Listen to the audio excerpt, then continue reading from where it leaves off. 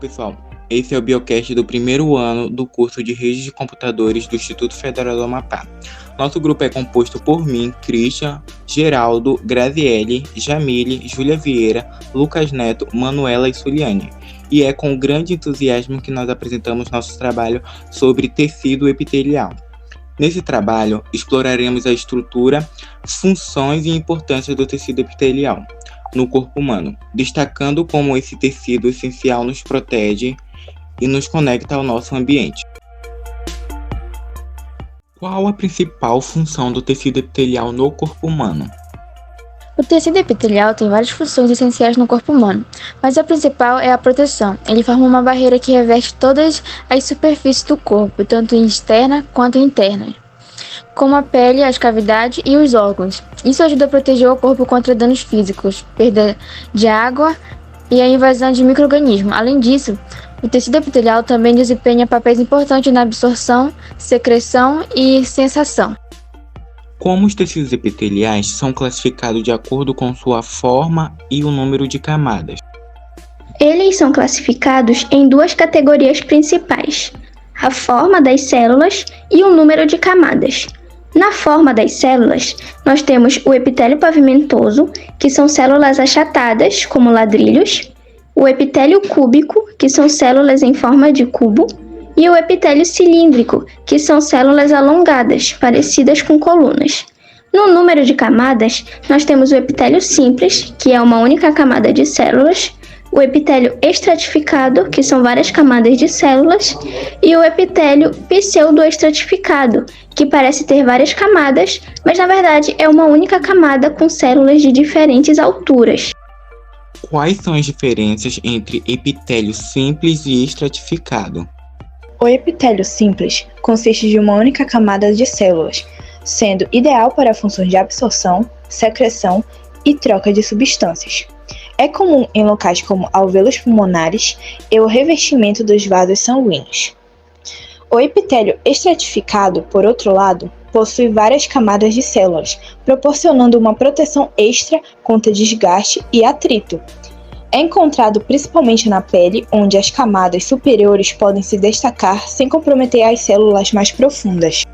Por que os tecidos epiteliais são avasculares e como eles recebem nutrientes?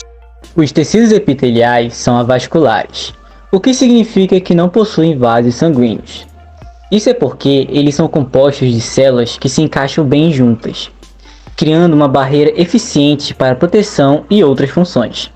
Se houvesse vasos sanguíneos correndo através deles, isso poderia comprometer a integridade dessa barreira. E como eles recebem nutrientes? Bem, eles dependem da difusão. Os nutrientes e oxigênio se difundem a partir dos tecidos subjacentes, que são ricamente vascularizados. Esses tecidos fornecem as substâncias essenciais ao tecido epitelial, através da membrana basal, que atua como uma zona de troca. O que é a membrana basal e qual a sua importância no tecido epitelial? A membrana basal é uma camada fina e especializada de matriz extracelular que fica entre o tecido epitelial e o tecido conjuntivo subjacente. Serve como um suporte estrutural para o epitélio, ajudando a ancorar as células epiteliais. Além disso, atua como uma barreira seletiva para regular a troca de moléculas entre o epitélio e os tecidos subjacentes, contribuindo para a nutrição e a renovação dos resíduos das células epiteliais, e também desempenha um papel crucial na regeneração e na reparação dos tecidos, ajudando a direcionar o crescimento celular durante a cicatrização. Como o tecido epitelial participa na proteção contra infecções? O tecido epitelial é como um escudo do corpo contra infecções. Primeiro, suas células estão firmemente unidas, o que cria uma barreira física que impede a entrada de micro-organismos. Além disso, muitos epitélios têm camada de células mortas que se renovam constantemente, como a pele, dificultando ainda mais a invasão de agentes infecciosos. Alguns tipos de epitélios produzem secreções como o muco, que podem aprisionar e neutralizar patógenos. Outros possuem cílios pequenos, estruturas semelhantes a pelos que ajudam a mover partículas estranhas para fora do corpo, como acontece no trato respiratório. E é claro, o tecido epitelial também abriga células imunológicas que podem reconhecer e atacar invasores diretamente. É um sistema de defesa multifacetado e super eficiente. Quais são as diferenças funcionais entre o epitélio de revestimento e o epitélio glandular? A grande sacada está na função que cada tipo de tecido desempenha.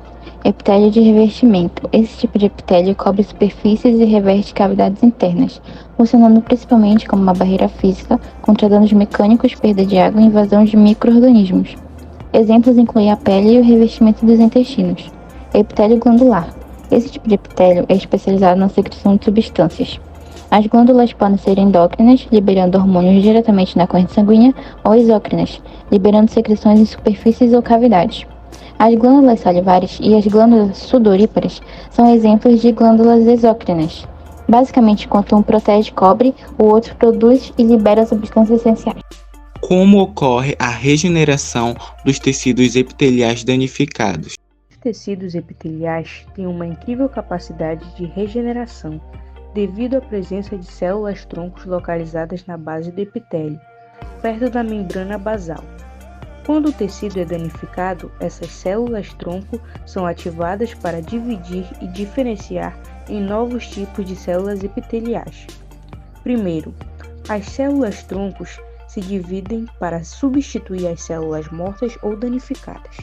Em seguida, essas novas células migram para preencher a área danificada. Durante esse processo, a membrana basal desempenha um papel crucial ao fornecer suporte e orientação para as células em regeneração. Tudo acontece muito rápido, especialmente em tecidos com alta taxa de renovação, como a pele e o revestimento intestinal. É um sistema notável de alto reparo. O que são junções celulares e qual o seu papel no tecido epitelial? As junções celulares são conexões especializadas entre células epiteliais que garantem a coesão e comunicação entre elas. Existem três tipos principais. Junções de oclusão. Formam uma barreira impermeável que evita a passagem de substâncias entre as células, mantendo a integridade do epitélio. Temos também as junções aderentes, que fornecem resistência mecânica ancorando as células umas às outras e ao citoesqueleto, o que é vital para tecidos sujeitos a estresse, como a pele.